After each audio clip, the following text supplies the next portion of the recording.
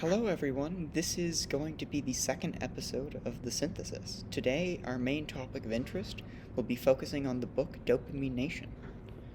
It's by Anne Lemke, I believe. Yes. Yeah. So this is a topic of particular expertise for me because I wrote a book 5 times over.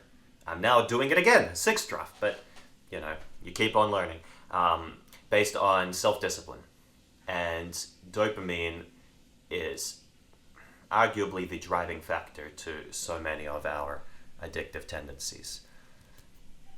Yeah, it's a pretty big deal. When you really get into it, it's a whole science of its own. Absolutely. And this author, and we will as well, get into a bunch of different facets, obviously, how it relates to things beyond simply dopamine in and of itself, but obviously things like neuroscience will also be discussed, and how it really interacts and changes the way we behave on a daily basis. So let's get into it. Maybe you can do the neuroscience part, but for me, I tried watching an episode from Andrew Huberman. The guy is speaking a foreign language. I swear, it's like I don't know what bro is yapping about. Like, no offense to him, but it's just. I don't know. I mean, it takes a long time to actually get the lingo because a lot of, and this is just for science things in general, but especially biology related subjects, is you have to get the lingo because otherwise it's just like, what is all this jargon that makes no sense? And like once you learn some of the vocab, it's like, oh, okay, so that's what that means. Okay, and this is where that is. But it's a very steep learning curve. But that's here nor there. The one thing I learned from watching an episode from him is that dopamine is a neuromodulator, and there are apparently 5 parts of the brain that depend on dopamine as its primary neuromodulator. And those 5 parts he went into quite great detail. It affects our psychology, it affects our objectivity about things. Now, you might say, but Henley, the objectivity is the objectivity, and it doesn't matter if there's dopamine or not. Like, if something is true, it's true. But you, I don't know why human beings are like this. I don't know why God had to make us this way. But say, for example, I used to be addicted to coffee. Okay, I didn't want to be, so I tried to quit. But every time I tried to quit, I would relapse because my brain would be like, coffee equals good, but coffee does not equal good. Coffee equals depression and anxiety for me, and equals the reason why I talked so quickly the last episode. But you do it because you feel some kind of a way about the dopaminergic substance. You will read in quite horrifying detail, and Lemke go into these stories. You remember when she was describing Jacob, who... Do you remember that whole story? Yeah. Yeah, he made a machine that could jerk him off at a satisfying rate, and he would leave it on for 20 hours a day, and he would throw it into the bin after probably he gets post-nut clarity or whatever, and then a day later he'll be reassembling it once again. And he did that for decades. And it caused him divorce, and it caused him to lose jobs, and it caused him depression and suicidal thoughts, and he really thought about ending his life. He said in his German accent, "That is the first time I thought maybe my life not okay." Yeah. It was one hell of a thing to read about in that detail, because it's so trippy. It's like the person, like, they enter this whole spiral where it's just like, oh, the dopamine, and then they come out of it, and then they're like, what the hell just happened? It's like, bro, you know what just happened, but your brain isn't thinking right because of this thing. The reason why this is important is because our society is being structured to be more dopaminergic because of capitalism and all these other things.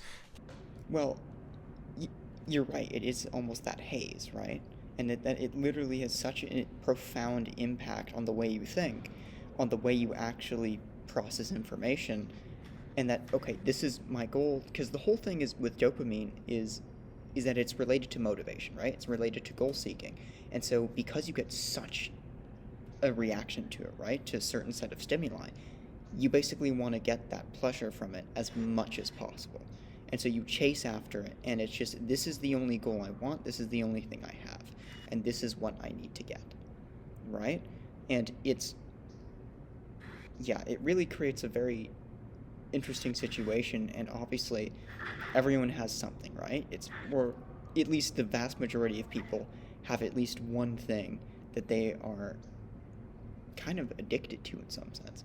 Not necessarily, but that have that thing that can just trigger a ton of dopamine in their mind, and they will just hunger after it again and again for no good reason. Yep, guys, it's very unlikely, very, very unlikely you're watching this video right now totally free from dopaminergic whims. Okay, even if you think you're not, even if you think your phone scrolling addiction is just you taking advantage of your freedom or whatever, no, it's dopamine. Sorry, you're being hacked by the system. You're being sucked in to the matrix, if you will. Yeah, I mean, in some sense, for sure. And that's one of the reasons why social media and these large companies are so, well, concerning, to say the least. Because, or I guess more so than concerning, just insidious. Because they're ultimately creating a source of dopamine that's so powerful that it basically means that, well, they can just keep you scrolling and get more and more time, more and more ad revenue, and just waste everything away, right? And because you're in that trance almost, it literally almost takes away some of the blood flow from parts of your like prefrontal cortex, that it's like, oh my goodness, what the heck? Where am I? Because it's like, how the heck did 4 hours pass and I'm still doing this thing in the exact same space after just scrolling for what seemed like 30 minutes? It's a very, I mean, I think I've had it happen to me before when you're in that and it's like, oh my goodness, and you just feel awful. It's awful, that feeling. And thank goodness I don't do it anymore, knock on wood. But It was every day of my life for a number of years. I recently thought about this. What's my biggest regret from life? My biggest and perhaps even my only regret, because of how unnatural it was spending so much time scrolling on Instagram. That is maybe my only regret. I don't regret failing at whatever I failed at. I don't regret not pursuing the relationships that I could have, because maybe I wasn't ready for them. Maybe that's a part of life that opens doors for other relationships, But to stay getting sucked in by some app that Mark Zuckerberg made, designed to captivate us and extract our attention, it's just no, I don't know why I did that. the big thing, though, that well, and it's ironic because one of the things they mentioned in this book has to do with long-term memory neurons, and that after you even after long periods of time of being rid of your addiction, because there's these things called experience-based neurons, these long-term memory neurons, from that time you were addicted, those are incredibly hard to change. They're very stuck, which means theoretically it's very easy to get back into your old habits. Now, you can change a bunch of the other things around that, but it's why, for alcoholics, for example, people who are addicted, even after long periods of time of being sober, they can get into it so quickly again. It's because there's literally parts of your brain that have been wired to just have these super pathways. And it's one of the reasons why, I mean, even though I've reduced my time online significantly, it's still a worry, though, because you still have to be cognizant of it, because ultimately those pathways are still there. And that's because, it's a weird thing, because in the one sense, we are incredibly movable, we are incredibly malleable in terms of our brain. That's the whole idea of plasticity, and she talks about it immensely. But there is still some element of you that will always be, in some sense, scarred by that addiction. It's almost like a scar on your soul. And that's a really interesting thing that I think is not really mentioned very much. There was one time in the book she said something that struck me. It was, I have to open up the book to find it, but when she was talking about that teenage kid who he reapplied to the same college 5 times. Every time he left, it was because his addiction got the better of him, and then he would make half-assed attempts to reapply, and each time fail because he would get too, you know, zooted out of his head and whatnot. But his remedy was taking another drug. I don't know what it's called. It's this really long word that begins with B. Do you remember? Uh, which one? Has an X in it. Oh, I don't know. Xanax? No. No, it begins with B, it has an X in it. Anyway, I don't care. I don't care. You know, it's a drug. I'm not going to take it any time in my life, so it's not important. He got prescribed that because it's apparently gives you that buzz, for lack of a better term. The same level of effect and detrimental side effects, I think. That was the whole thing. Is that it was basically, Yeah. it's used as a modulator to move someone away from an addiction. Right? That was the whole... Yes. Yeah. Now, what Anne was arguing in the book was maybe, I don't remember what conclusion she came to, but I think maybe she still hasn't really come to one fully. But she was arguing some people believe that when they become accustomed to this particular lifestyle, what happens is their brain changes in its ability to attain homeostasis. So now he has to be drug-ridden to this in order to stay functioning, to stay sane. And he became less of a human consequently. His wife would complain that he was lacking emotion, lacking whatever, but it was necessary in his eyes to get through life. If that is not a painful consequence to consider, I don't know what is. I mean, ultimately, I would argue that's the worst impact of addiction. I mean, even with phone addictions, right?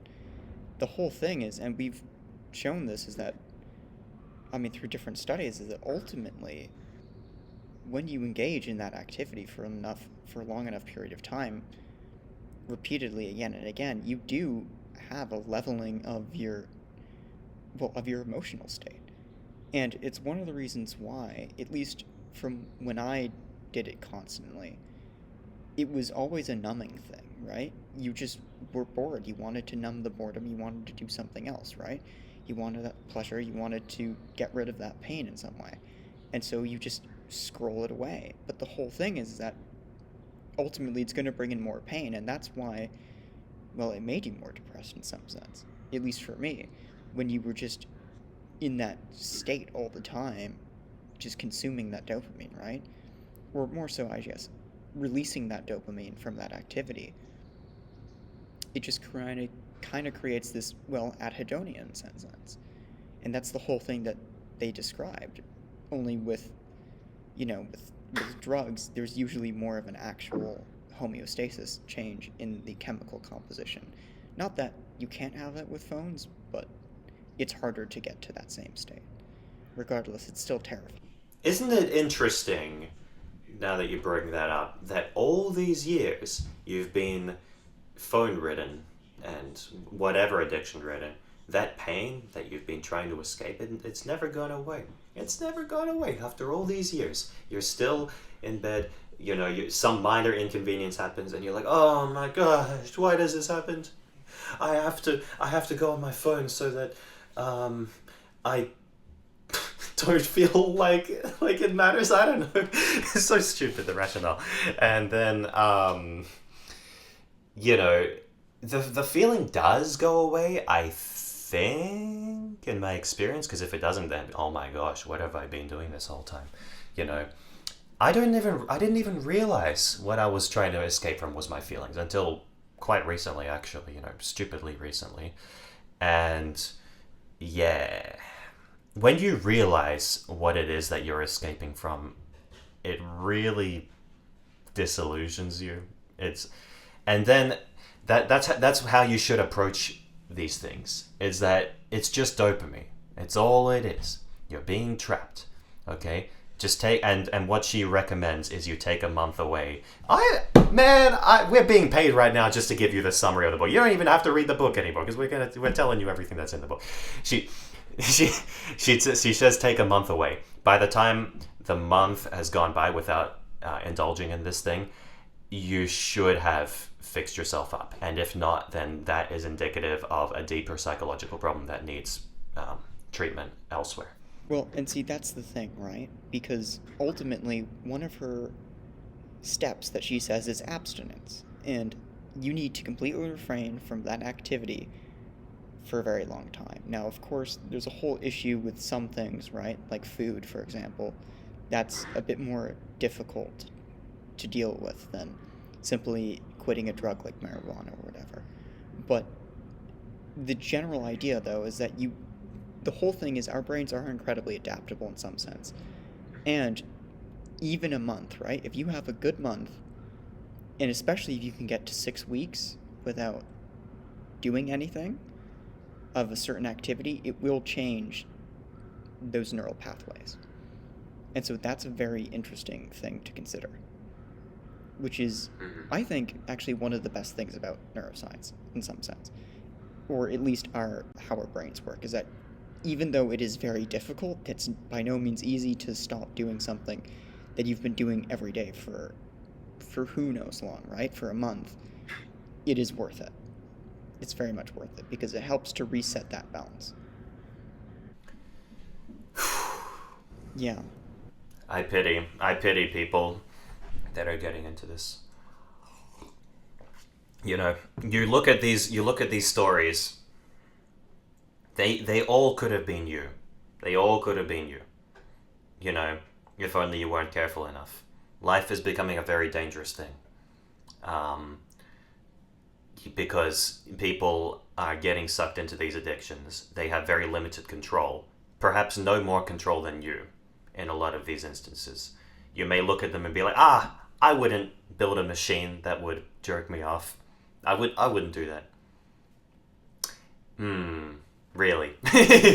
Like if put in the right circumstances, if put in whatever that guy went through, you know, it really could have been you. If given a higher libido, if whatever, you know,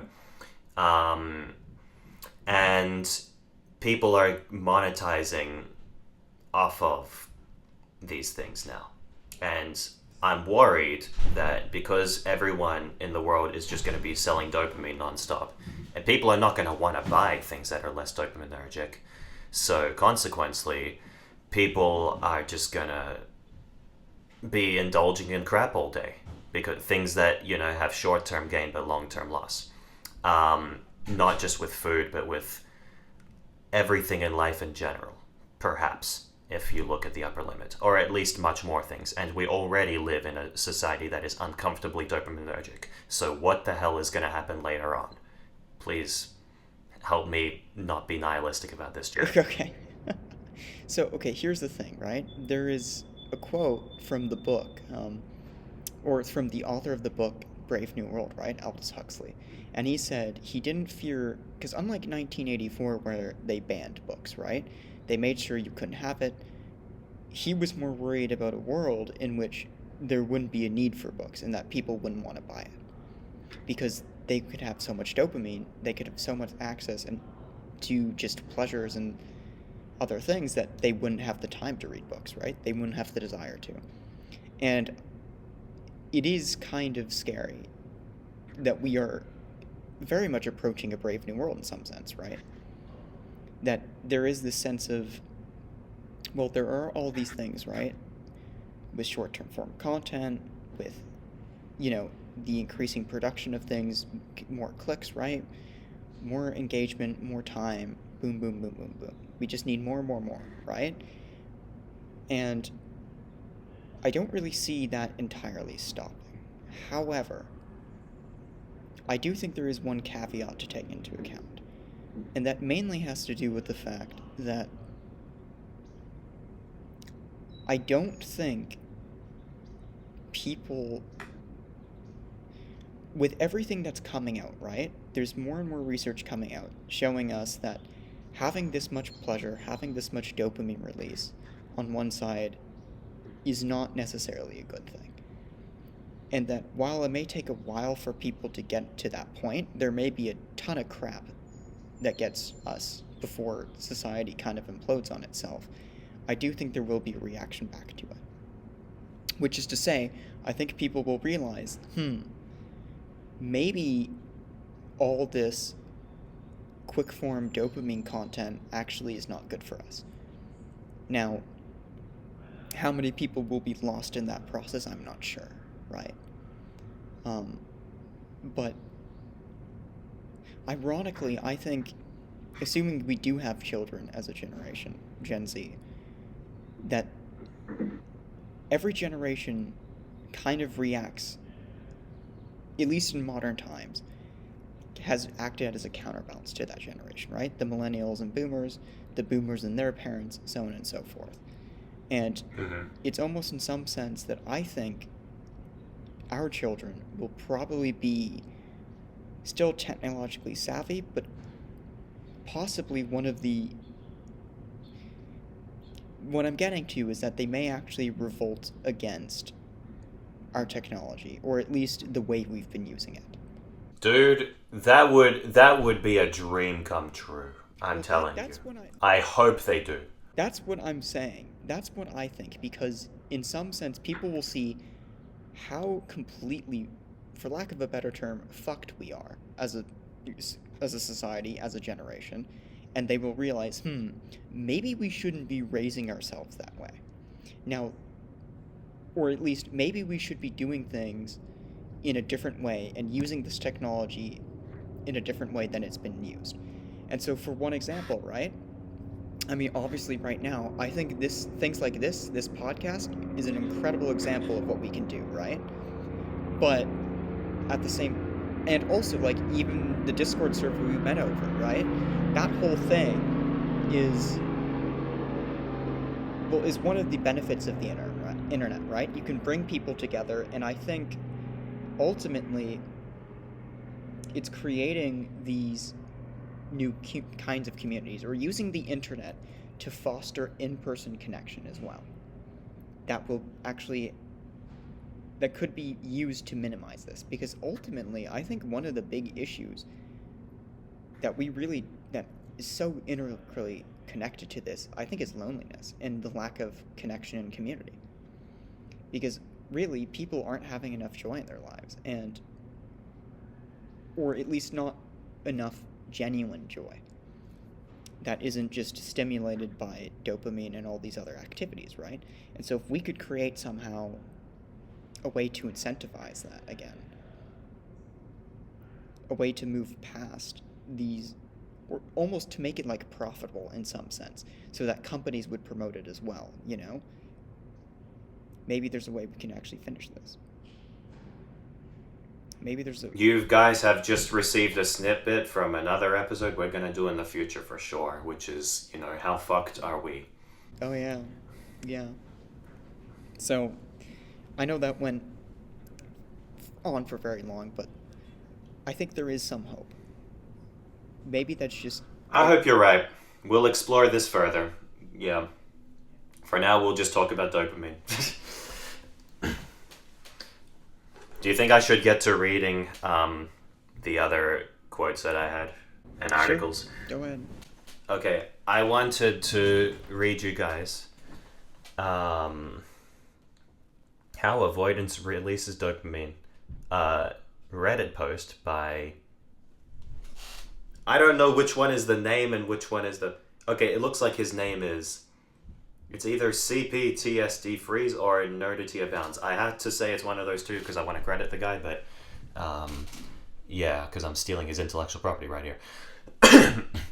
I've seen a lot of comments going around here and elsewhere about dopamine, and I would like to clear some things up and maybe explain a bit why taking a break from social media is not going to break patterns of inactivity. Dopamine is not a reward chemical. It's more complex than that. This is a misunderstanding created by bad science writing. Dopamine is the chemical that brains use to encode when a behavior has been successful. I mean, on paper, that sounds like the same thing, right? But here, it doesn't say, hey, this feels good, as much as it says, this seemed to be effective enough to make it worth remembering. In behavioral psychology, again, those sound like the same things to me, but keep listening. In behavioral psychology, this effectiveness is called a reward. A reward can be created by gaining something we desire, a positive reward, or by ending something we don't like, a negative reward. Avoidance is a pattern of negative reward, meaning it ends something we find unpleasant or painful. If whatever act we use ends our pain or fear, dopamine is released. Avoidance becomes learned as an effective behavior. Social media plays with dopamine by being very good at stimulating this "it was effective" pattern, which causes a dopamine release, but well within normal levels, nowhere near addictive levels. Seriously mediocre sex releases more dopamine than media usage. Seriously mediocre sex. Okay.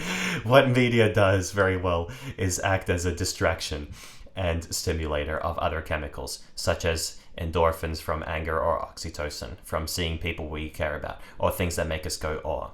This effective triggering is what releases the dopamine, which the brain uses to encode a learned behavior of media is an effective behavior when I want to feel X or don't want to feel Y. Sound relatable? Dopamine is also now-oriented, so it doesn't play much of a role in striving for long-term reward. Again, another reason you cannot abstract out, like, yeah, but this will feel good in 4 years, so my dopamine... Nah, sorry, buddy. That's not how it works. So if we have a long-term project to do, dopamine is more focused on how we feel about the part we need to do today. If we want to do and we expect it to go okay or be interesting, and it turns out that way, we get dopamine to encode productivity works in our basal ganglia. But if we don't want to do, or we believe the act will be painful and hard, we won't get dopamine if things go well.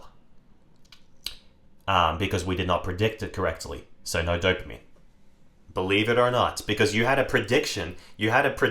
So maybe this actually proves that when you see the world negatively, then you actually get rewarded from the negativity, and that's why it's a vicious cycle. So maybe you shouldn't be negative. Yeah. And oh my goodness, that just gave me a bunch of things to tie the knot into. But go ahead. I can pause here. What do you have to say? Oh, well, so there's this whole thing, right? About there's two things. And one is there's the reticular activating the reticular activating cortex, right? It's a part of the brain that basically it's like when you, for example, let's say you notice a red car, right? And you start thinking about red cars. All of a sudden, you'll start noticing more red cars. It's basically, it's one of the things that's responsible for, what's it called? Like for bias, right? For, oh my goodness, I'm blanking on the term right now. But like it's for bias, right? When you're over confirmation bias, right? Because once you're thinking about it, it'll repeat in your mind and you'll be on the lookout for more red cars. It's that same thing where only now it's looking for negative situations, right? I'm looking for this, I'm looking for this, I'm looking for this, and oh no, I'm going to be nervous, I'm going to be anxious, I'm going to be the social loser, right? And your mind will find, and even if you're not in a situation like that, your mind will interpret it that way. And it's why the sense of self, right? What you believe about yourself is kind of your destiny in some sense. And it's why it's so difficult to change, because you're changing all your habits, you're changing everything, right? But really, is if you can change the way you see yourself and do it enough times, it will actually change potentially how the neurons are connected in your brain, and therefore what you find dopaminergic. And that's why, like, when you have a good day and everything's going well, it just flows, right? And yet, at the same time, as Henley mentioned before, when you're in a negative cycle, it just keeps going in that negative cycle. So it's this very interesting process that you just mentioned. It's like, oh, that's very interesting. And so it's why if you make a prediction that it's not going to go well and it goes well, you still won't get the dopamine, or at least not nearly as much as you should. And that's kind of a terrifying thing to think about, actually. Because how much of our actions how much of our chemistry even is dictated by the way we think about ourselves, and vice versa. Yeah. If you'd like me to continue. But if we avoid or it does go badly, we do get dopamine because, again, our prediction worked. If we have to keep them doing, if you have to then keep doing this day after day after day, only getting dopamine for predicting our suffering. Okay, that doesn't make sense. We will avoid negative reward or self-sabotage successful prediction, both of which release dopamine. Trauma survivors with freeze or flight distraction patterns have a lot of dopamine encoding around inactivity. Shit. It was often safer to not do something than it was to do it. This is what I hate. This is what you know what, guys? This is what I fucking hate. Why? Why is this? Does our brain have to be like this? It was a one-time thing. Yeah, why can't we apply the abstract reasoning onto this situation to realize, guy, okay, you were unlucky. Okay, it is very unlikely this is going to happen. You can meditate your way out of this. See, I don't understand. Go ahead. well, see, this is the whole thing, right? Is that our brains work in so many different complex ways, right? And we have different aspects of our mind that work for different kinds of functions, right? And a lot of it is that we are still, as much as we want to think of ourselves as being so much higher than any animal on this planet, right? We still have a lot of those aspects within us, and especially in terms of our emotional processing. So we kind of have this disconnect in some sense, especially for people who are probably watching this disconnect between the intellect and the rational side of our mind and the more emotional, intuitional part. And that's not necessarily always a bad thing, but obviously for things like this, it can cause a bunch of emotional issues, right? And the thing is that because we are just hardwired to just do these activities, right? That usually wouldn't, for let's be honest, most of these activities usually didn't exist for a long time. We're primed to be addicted to this. We're primed to get into these cycles and loops. And it makes our situations worse. And yeah, I mean, really, it's just kind of how it works, right? So you kind of have to parse through the details, parse through the emotions, and just do this slow, tedious process of, well, acceptance and all this, but that's kind of how it works. Yeah, it's just interesting how it all works, and how it kind of connects together, and how our minds have so many different facets and works so well, and yet at the same time seems to work so offhandedly parts of the time. Oh, yeah. This post doesn't get any better. It goes on to say, so there is a strong neural groove to remain inactive. If that inactivity keeps us safe enough or prevents overwhelming feelings, it will release dopamine and maintain that pattern. The reason behind the dopamine fast is actually an old CBT addiction skill used to help us see what we are trying to avoid by using.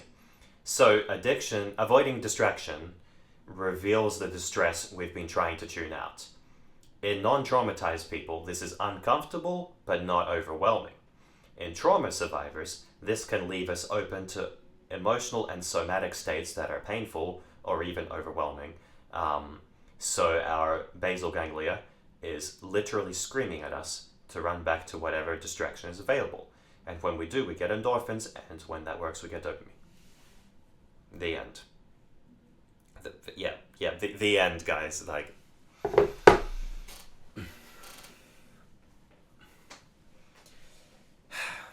What are we meant to do to help these people that are going through this? That's what I want to know, I guess it's first of all, you have to identify where are you getting your dopamine from, right? What are the biggest things that you get pleasure for? What are the things you repeat the most? And what do you need? What do you think is taking away the most time in your life, right? Right? Identify the things that are taking up your time. That, I think, is probably one of the best steps to actually solve this, right? Um, and then from there, I guess the next thing to do would be really to kind of start to wean off of it, right? As in, start the abstinence, start just decreasing your time, right? Decreasing the amount you use something. And then go into abstinence for a while. And see genuinely what you were avoiding. What actually needs to be confronted? What's the emotional monster that you've been running from? That's the big, because really, if you can identify that, that's half the battle. It's also, I think a lot of people, they need to do it. So in that sense, 100% of the battle just cannot happen unless you do that.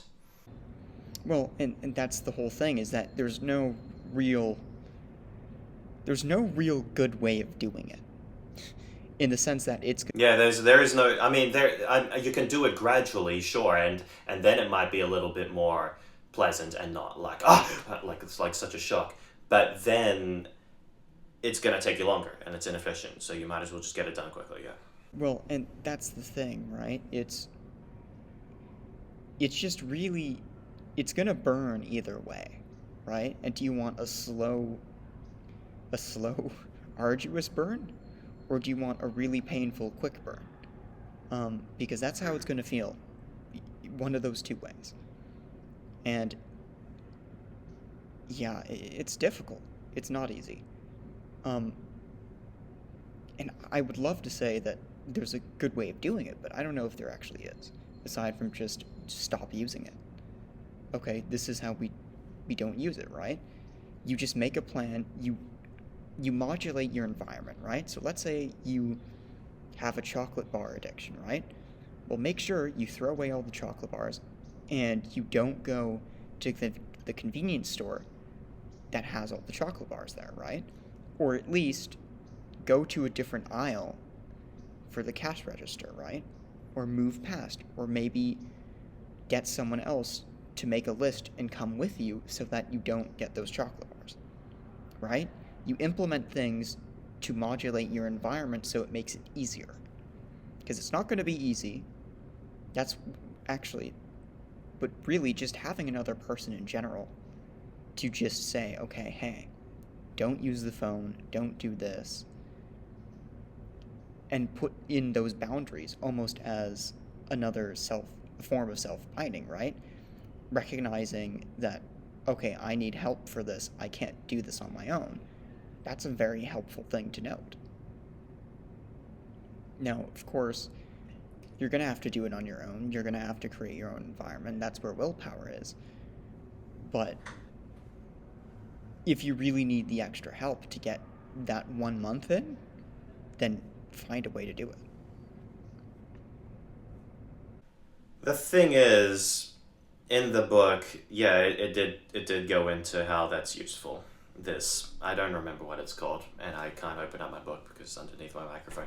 But there was a story of a guy who told his wife to keep a key, right, to the chest where his alcohol was. What he ended up doing when the wife went on vacation was he opened up the chest he pried it open using tools and other mechanical stuff, and then he got it open. Now I'm thinking, what if you can't do that? So what you do is you kill the person who you trusted. It's like, give me the fucking thing, and then they're like, no, you have to be accountable. Bang! It's like that's how far we would go. I'm just trying to think like what is a foolproof way, and I don't think that is a foolproof way. No. No, it's why it's so difficult. Yeah, I mean, either way, there's a lot we can talk about this and try and create like a comprehensive plan, right? Let's say, I don't know, good example of phone addiction, right? You can put you can have certain apps on your phone, right? Or you can even go into systems, which I know it's like your system settings, right? If you're on an Apple phone, and you could just put on time limiters. And I know that's like such a low bar, but just something, right?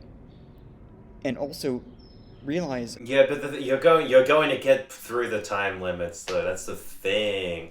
There is an application you can change your phone into a dumb phone. It's a smartphone, but you turn it into a dumb phone. There's there's a way you can yeah. do that.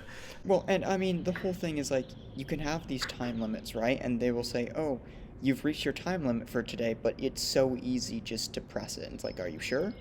It's like, "Yeah, sure." But really, the biggest thing is you need to kind of fill up your time with other things, right? Do other things you want to do, but also, because, but realize that, because for example, right, one of the things, at least for phone addiction, is you're just wasting time, right? It's to pass the time. Um, and so if you have more things to do, more things you actually want to do, like read, like draw, like do something else, that's another way of actually doing it. You can get dopamine from a different source, right? Um, and then that's how you can start to slowly wean off of it, for example, to reduce your time or to just stop it altogether. Now, of course, you would say, okay, well, I'm still going to have to make phone calls, I still have to check texts and all that, right? And most of my friends are on Instagram, so how do I deal with that? And the whole thing is well, first of all, you can turn off notifications, right? And if you really want to go the extra mile, you can say, hey, can I get your iMessage instead? Right? If Instagram's a real big problem for you. There's options, right? You can say, okay, well, this isn't working for me, and every single time I go on, even if it's just with the intent of looking at someone's messages, right? I still find myself doing it. Well, maybe I can use a different app. Maybe there's a filter I can use, right? Some other thing that can reduce that. And it's really just creating some level of friction so that you can't do it. This brings me into another topic. So, younger me had that exact thought. I was like, okay, I'm just going to collect everyone's number or their Snapchat, because then you can video call people if you have an Android. Um, what I ended up thinking, I mean, I really was going to push all my friends to do it, but I just didn't. And the reason why was because I thought to myself, if I want to stop using Instagram fucking Reels, I should be able to stop using Instagram fucking Reels. I shouldn't need a... Why do I need to complicate my life and change the external circumstances because of something so dumb? Like, do you know what I mean? And so I read a quote in this book that I wanted to read here, which was, the term is called self-binding. I have it right here. Self-binding is the term to describe Jacob's act of throwing out his machine, when you create external barriers. It is the way we intentionally and willingly create barriers between ourselves and our drug of choice in order to mitigate compulsive overconsumption. Self-binding is not primarily a matter of will, although personal agency plays some part, but the personal agency happens once you've released the dopamine, typically. So at that point, you're not like in that stage where you are deciding, or as she calls it, deciding to stop trying to decide whether to take it, because that's what happens basically. Is you're just like, all right, stuff it, I'll just do it because I'm not going to stop thinking about it. Yeah. And it says, rather, self-binding openly recognizes the limitations of will. That was a very unsatisfying sentence for me to read. The limitations of will. Here's the thing. If you want something, it doesn't matter how damn difficult it is. It doesn't matter how much dopamine you get from it. Okay? Just want it enough that you'll stop. That's how I would like life to be. Apparently, a lot of people either are not like that or don't have the ability to be like that. What do you think? So here's the thing. I think the idea of there's a will, there's a way, for me at least, I'd like to think it's true. Um, Yeah. but ultimately, well, there's a whole thing, right? So it depends on your circumstances, right? And that's why I think there are some limitations in some sense, because ultimately, for example, if you were born in a farm in the middle of Yemen, there's probably not a real good way to become a billionaire of a giant tech company, right? That's a very extreme example, and there is a possibility that, hey, let's say that Yemenis farmer fights and gets out onto a boat and then somehow makes it to Europe and then gets a degree and all that, right? Like, it's theoretically possible, but it's highly unlikely.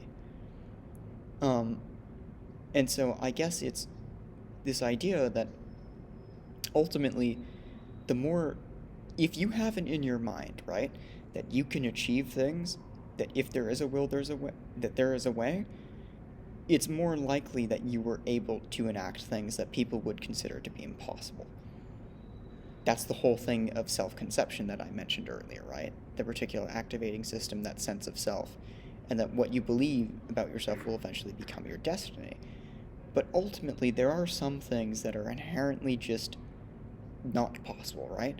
Like, am I'm not going to be able to play in the NBA because I'm not above, 6'10", right? That's just not in the cards for me. And that's okay, right? I guess the difference. No, it's not. No, it's not. You want to be in the NBA, you go be in the NBA. You just have to learn how to jump higher. just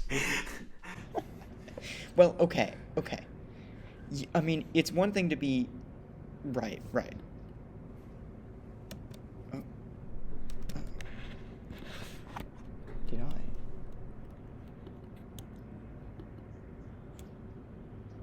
Oh, sorry. Never mind. Yeah, yeah, that was odd. B152 classroom. Yeah. Mm. Um, that was odd. My computer just, the brightness went down. I thought I lost you for a second. Okay, but anyways, the NBA, right? Low battery, probably. Yeah, go ahead. Yeah. Okay, I still have the decent amount, but we're good. Okay. Um, okay, so the big thing is, right, so, I'm not 6'10", I can't be in the NBA, for example. Well, or more so, I'm not going to be the best player in the NBA. Okay, so I guess the big thing is to recognize your limitations, the fact that there are limitations that you have as a person in this life, right? But to accept them, to understand them, and try to find a path that makes it so you aren't dependent on those limitations, right? So that it really is dependent solely on your will. But of course, obviously some people who have gone through some terrible things that are not their fault, right? It can be some of those traumatic memories, as was mentioned earlier, can be literally ingrained into your long-term memory.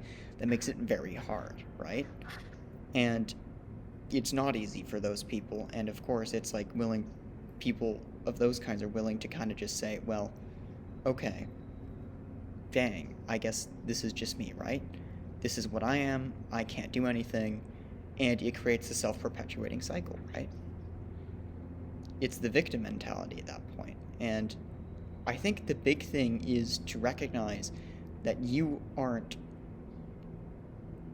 can't do everything, right? As in, you have a limited amount of time on this planet, which is a scary thought, and something I'm not super comfortable with at this moment, but you can't do everything. I'm not comfortable with it at all. Yeah. No comfortable with that thought, yeah. Because it's a terrifying thing, because I want to do so much, and Yeah. yet there's so little time. Um, But Well, I don't want to lose anyone. I don't want to lose you. I don't want to lose my girlfriend. I don't want to lose anyone. I don't want to lose anything. This light, I'm not going to be able to enjoy it anymore. yeah, You know? well, and you can get very sad and sentimental about it because ultimately, all this thing, right? All this thing of time, it just moves like a river, right? A constantly moving river, and we're just little ducks, right? Moving on the waves. Um, but regardless, this is all to say is that while there is a little time and you can't do everything, you can at least pick your battles, right? And even if there is a limited will, if you're strategic enough with it, that will be all you need. Mm-hmm. So, because can you do everything, right? No.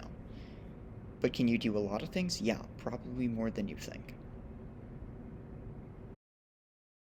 I guess maybe there are some cheat codes with your will, but you know, sometimes all you can do, like with an addiction to, I don't know, heroin. You either you can always go and ask your dealer to give you the heroin. You can't say to the dealer, hey buddy, don't give me heroin, because they want to make business. So if you so you can't do that. So yeah, all you can do is fight your own mind, which is what my book is about. I will let you guys know once it's released, finally. Um,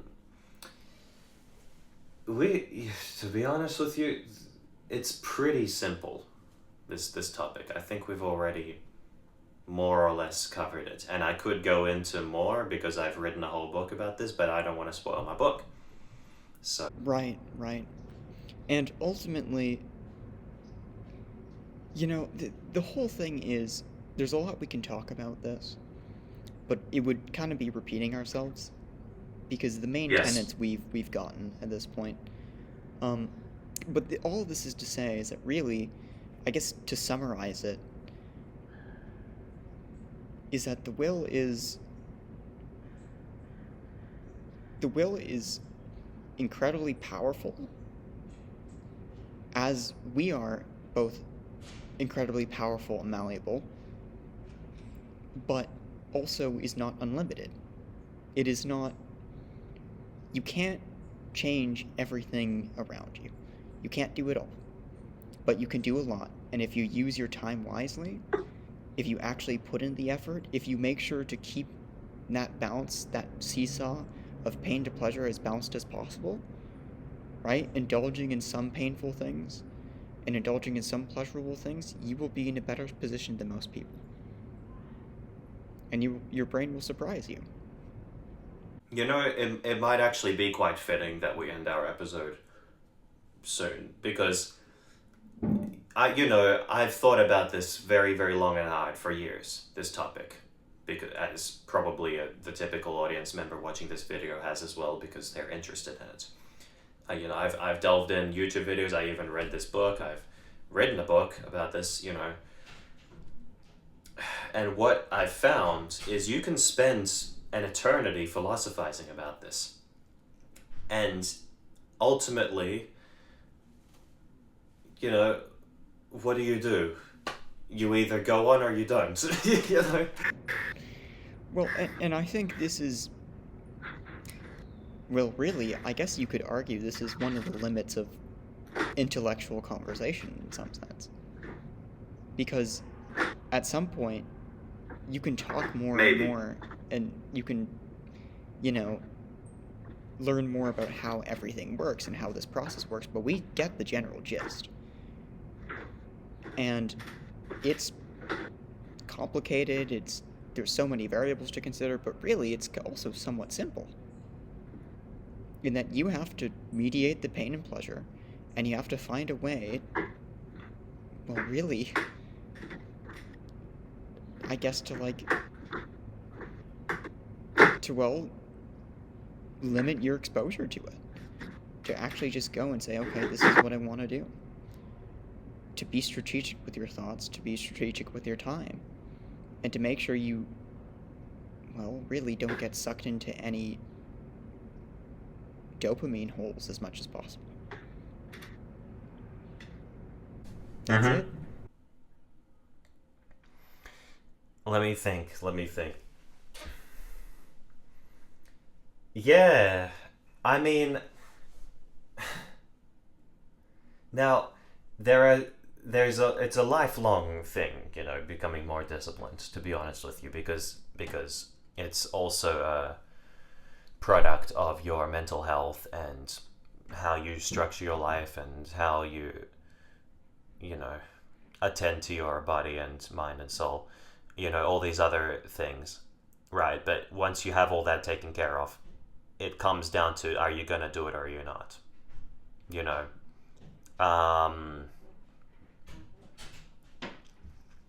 I encourage you to now just find a reason to just get to work, pretty much, on whatever dopaminergic problems you have. Obviously read my book once it comes out, because Jet read it, he liked it. Yeah, but otherwise, what are we meant to do? What are you meant to do? Yeah.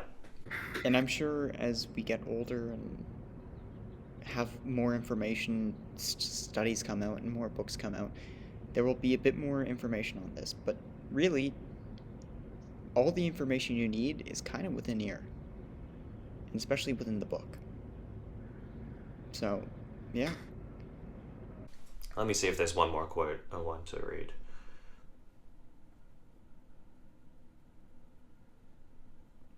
This anecdote illustrates that pharmacotherapy alone, without insight, understanding, and the will to change behavior, is unlikely to be successful. That was after she talked about this guy who had a heroin addiction and left for 6 months and then came back, because he didn't care. He went through the therapy, but he didn't want to change. Yeah. Do you want to change or not? Yeah. That is the end. There you go. And if you want to change, well, you better be willing to put in the effort to do so, because changing is not easy.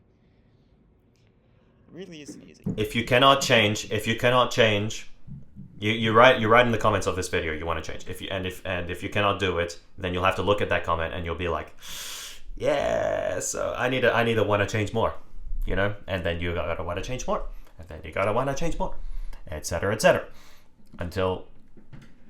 And ironically, that's why dopamine and all this scrolling is so damaging to begin with, because if you fry the motivational parts of your brain, which are heavily linked to dopamine, well then the desire to want to change and the desire to get through all the effort becomes harder.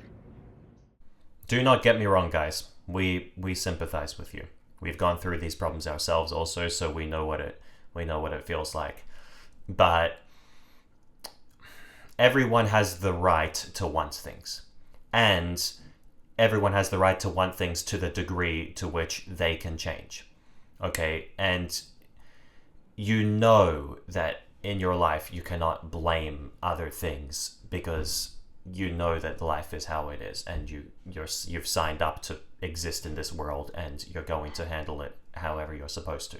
So I've recently thought about this, actually. Like, I can't properly sympathize with people. I can sympathize with people when they have problems and they want to change. What I cannot do is when they don't want to change, because then it's like, okay, well, what's the point? Cool. Yeah. Don't change then, Yeah. There are some people who do want to change, Yeah, I mean, that, you know what? In some sense, at least if you recognize you have a problem and want to change, you're at least better than the people who are so stuck in their own ways, so stuck in a hole that they don't even see the reason why they should change. It means you care about yourself. Yeah. Yeah. So at least you got that. And that's unfortunately more than a lot of people. So. Mm-hmm. Yeah. with that said, Okay. I think this is it. With that said,